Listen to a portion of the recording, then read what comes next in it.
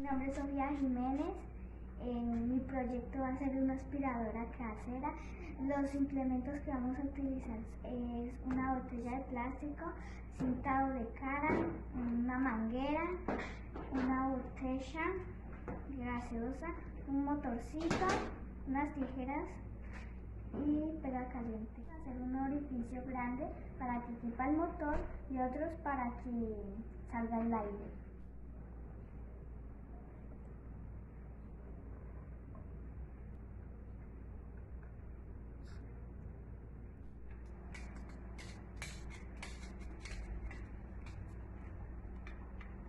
Bien, vamos a coger el motorcito, lo meteremos por el huequito con la aspa, con cuidado.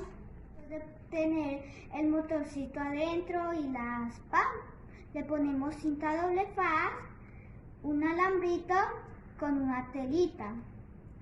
En el alambrito le echamos la EGA, silicona caliente, y le ponemos su tapa. Bueno, después de tenerla toda armada, después de tener la aspiradora toda armada con sus materiales, está lista para funcionar. Vamos a aspirar la basura.